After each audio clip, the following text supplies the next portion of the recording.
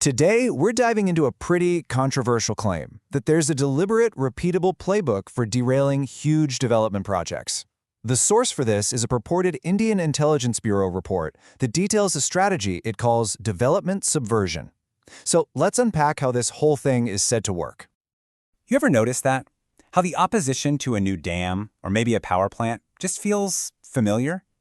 It's like you're seeing the same arguments, the same kinds of protests, the same media narratives pop up again and again. Well, the source material we're digging into today suggests that's not just a coincidence. It suggests there might be a common toolkit being used. So the whole foundation for this explainer is an alleged report from India's Intelligence Bureau. Now, according to the source, this report claims to have uncovered a very detailed modus operandi. The alleged goal here? To stall or totally derail key development projects, and the supposed reason is to serve the geopolitical interests of certain Western nations by shaping India's policies and, well, slowing down its economic growth. Okay, so how would a campaign like this actually work in the real world? The report apparently lays out a very specific flow of influence, almost like a chain of command, that allegedly turns foreign money into real, on-the-ground action. Let's break down that money trail. According to the report, it kicks off with foreign intelligence agencies funneling cash to big international donor organizations. You know the names. These global NGOs then allegedly wire the funds to their registered branches inside India. And once that money is in the country, local NGOs use it to build what the report calls an execution team. So the really crucial step here is how this international funding is supposedly localized. And who exactly is on this on-ground team? The report points to three key roles. First up, you've got lawyers who are brought in to file lawsuits and just generally tie things up in legal knots. Second, you have researchers. Their whole job is to pump out alternative studies to challenge the official government assessments.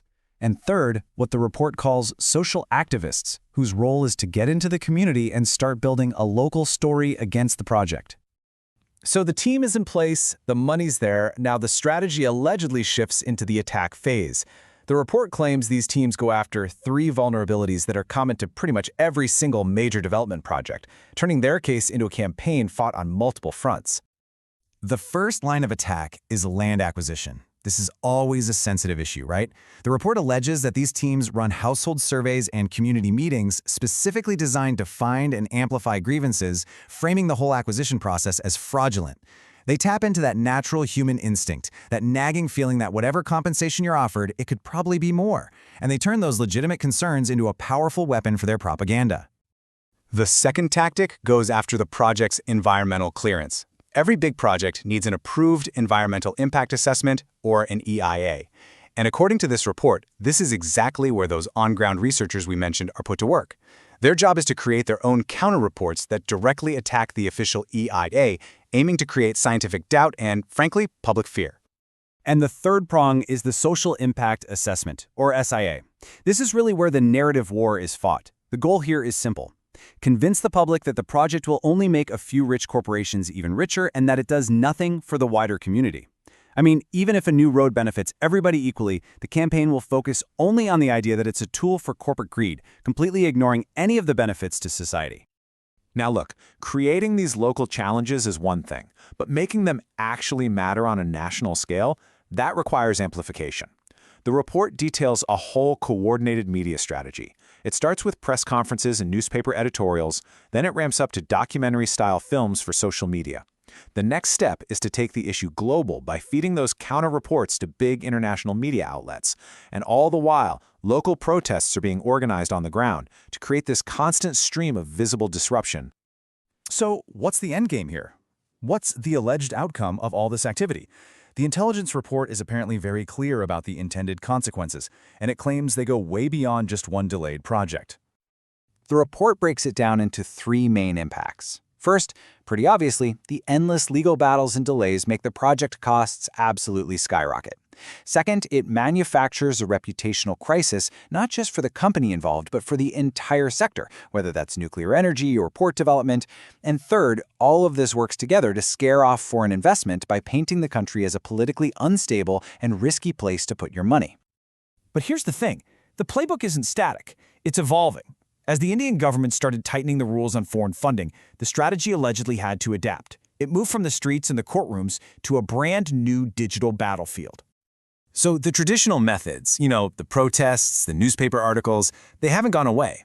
But now they're being supplemented by this whole new arsenal of digital tools. We're talking about slick YouTube explainer videos, viral Instagram campaigns, online petitions that can get thousands of signatures in just a few hours, and for those really high-profile urban projects, they bring in celebrities to amplify the message.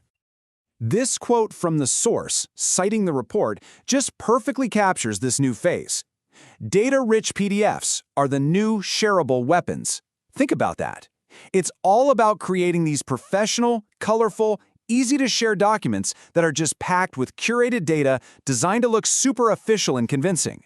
They're basically perfect for spreading a very specific narrative online. The report allegedly gives this whole strategy a name: non-kinetic sabotage. And that phrase non-kinetic is key. There are no bombs, no bullets. Instead, the weapons are information itself.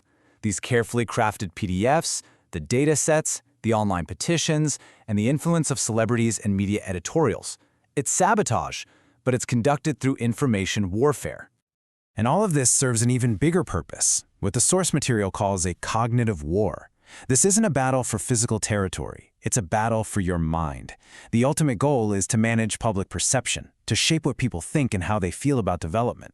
It's about winning the argument, not with facts on the ground, but with narratives online. And that brings us to the final, and maybe the most crucial question.